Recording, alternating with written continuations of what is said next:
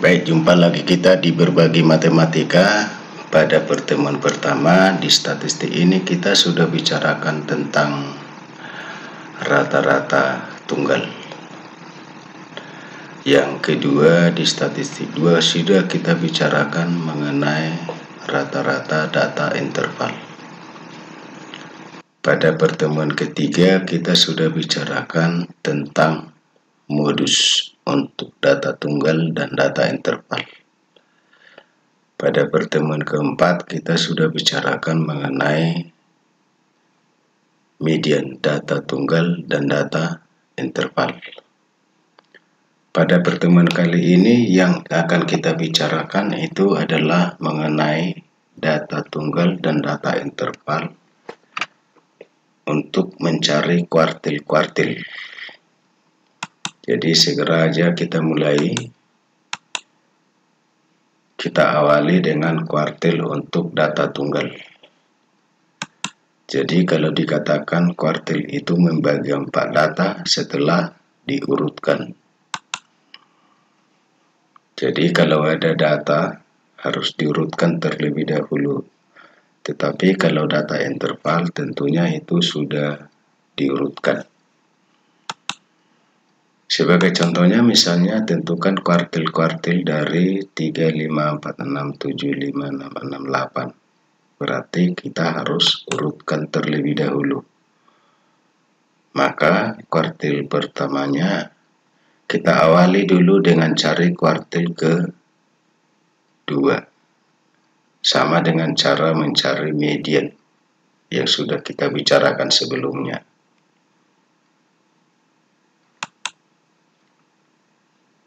Di mana di sini kita lihat bahwa kuartil keduanya sama dengan median, di mana ini pas di tengahnya 4 di kiri 4 di kanan.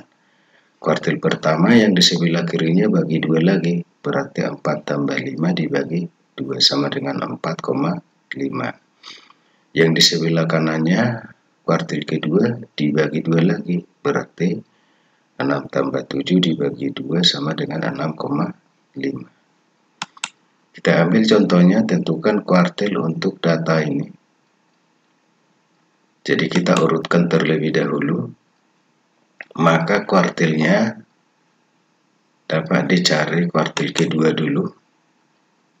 Berarti 5 tambah 5 dibagi 2 sama dengan 5. Kuartil pertama dari sini kemari dibagi 2. Berarti 4 tambah 4 dibagi 2. Sama dengan 4. Kemudian dari sini kemari berarti 6 tambah 6 per 2 sama dengan 6. Jadi begitu cara untuk menentukan kuartil-kuartil pada data tunggal. Selanjutnya akan kita bicarakan untuk kuartil data interval kelas.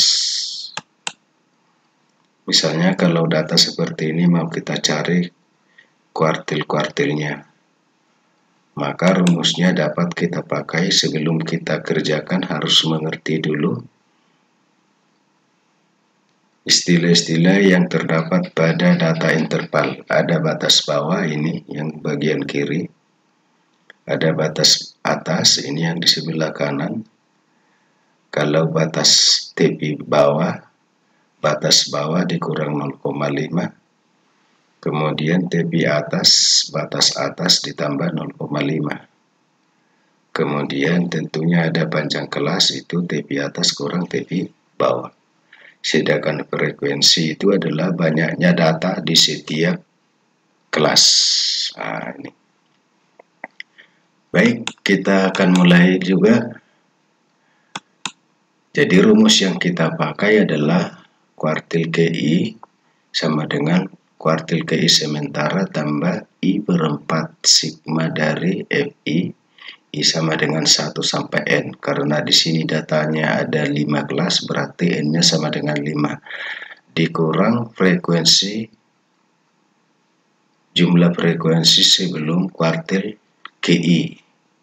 Baru dibagi frekuensi kuartil KI lalu dikali panjang kelas P.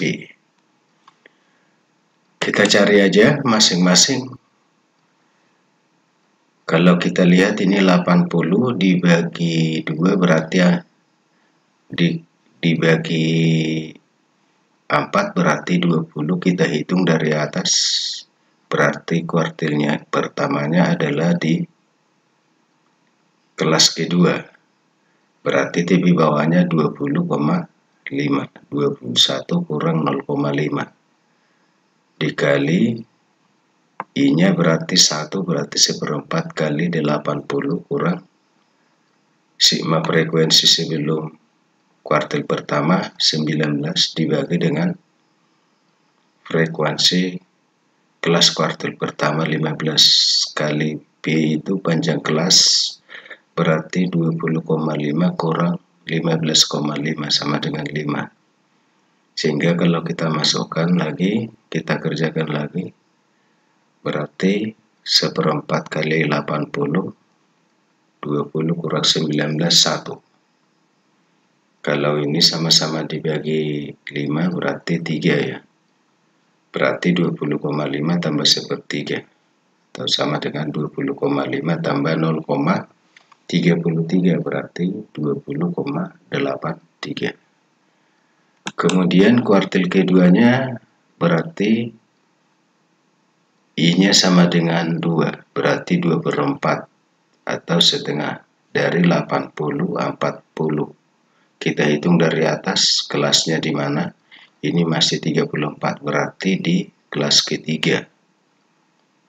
Nah, berarti kalau di kelas ketiga berarti TP bawahnya adalah 26 kurang 0,5, berarti 25,5 ditambah 2/4 kali 80 kurang jumlah frekuensi sebelum kelas kuartil ketiga itu adalah kuartil kedua itu adalah 19 tambah 15, 34. Jadi berarti 40 kurang 34 sama dengan 6 kali 5, 30 per 21. Frekuensi kuartil kedua.